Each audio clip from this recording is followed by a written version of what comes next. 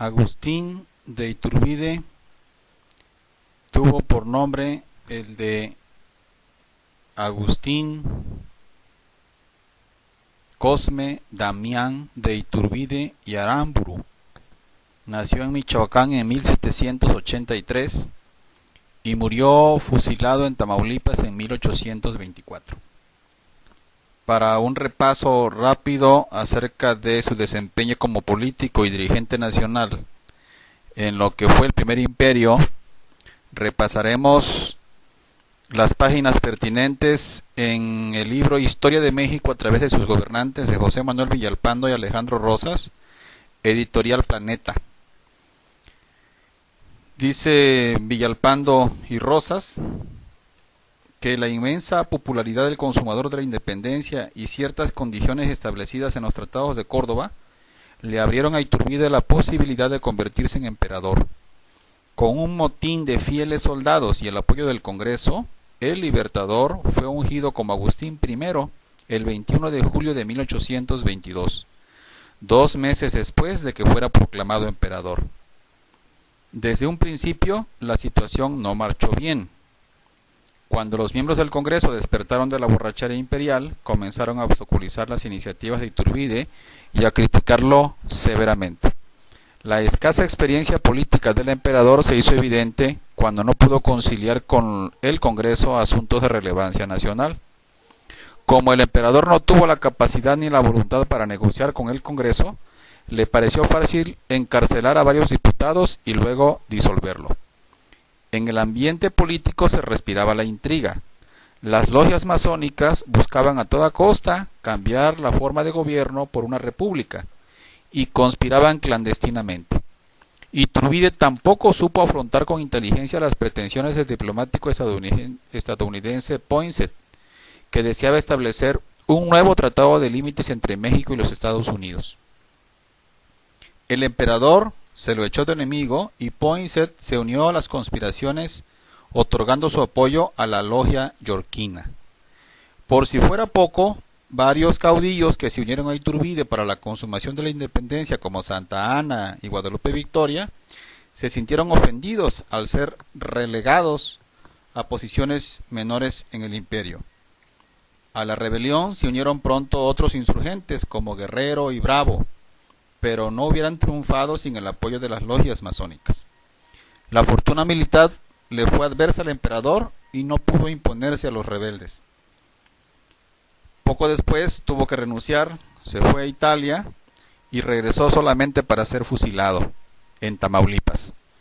Acerca de las filiaciones masónicas, independientemente de lo que dicen, y con esto terminamos la referencia de Villalpando, además de lo que dicen Villalpando y Rosas, de la adversión que tuvieron las logias yorquinas contra Iturbide,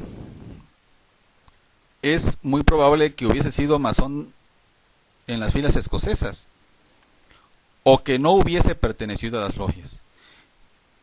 En Iturbide el asunto es más o menos movedizo y hay poca certidumbre para afirmar una cosa o la otra. O perteneció a las logias escocesas o no perteneció.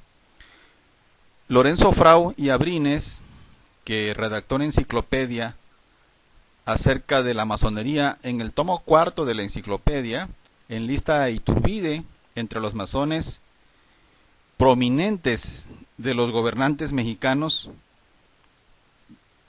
que han militado en las logias masónicas, que han sido la mayoría. No puntualiza Lorenzo Frau a cuál logia o a cuál rito perteneció Iturbide, pero sí lo considera masón y lo anota en la lista de gobernantes mexicanos masones.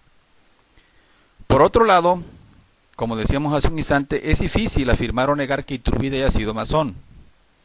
De haberlo sido, habría pertenecido al rito escocés, pues el rito yorquino se fundó formalmente en septiembre de 1825, con una estructura mexicana, aunque hay notas entre los historiadores de que años antes habían logias yorquinas obedientes de ritos extranjeros, no de un rito creado en territorio nacional.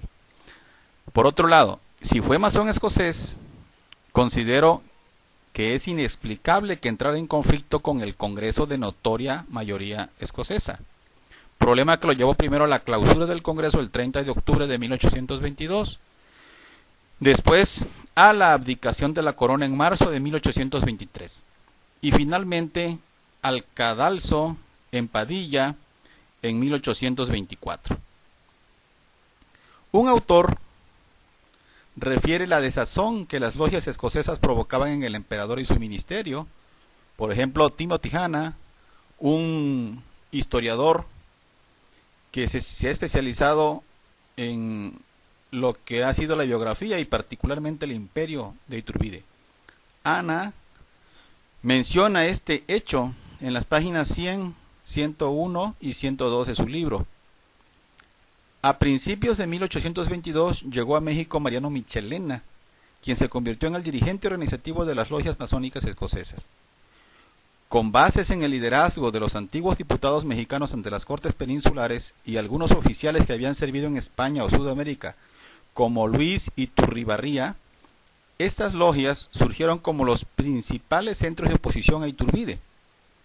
Bravo Ugarte, citado igualmente por Timothy Hanna, recuerda que un agente especial del gobierno de los Estados Unidos, Poinsett, estuvo activo en México entre octubre y diciembre de 1822, trabajando por imponer la república por la vía de reforzar a las logias yorquinas.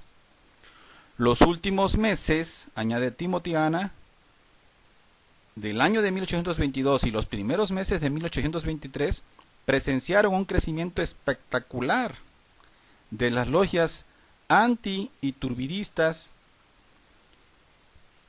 escocesas y masónicas, dirigidas por los republicanos que recién habían vuelto. Aun cuando la mayoría del ejército era leal a Iturbide a fines de 1822, las logias se convirtieron en centros que estimularon un sentimiento anti-iturbidista entre estos oficiales.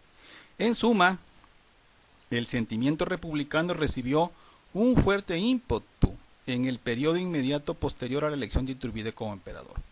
Ese es el análisis de Timothy Hanna en la página 100 y siguientes. En mi resumen, yo consideraría que si Iturbide fue masón, tuvo que haber sido más probablemente un masón escocés, a pesar del conflicto con el Congreso escocés, que era su contraparte desde el poder legislativo. De todas formas, entró en conflicto con ambos grupos de masones, tanto con los yorquinos como con los escoceses. Y finalmente murió fusilado después de vivir en un exilio en Italia. Estas es las referencias que pudimos encontrar de don Agustín de Iturbide.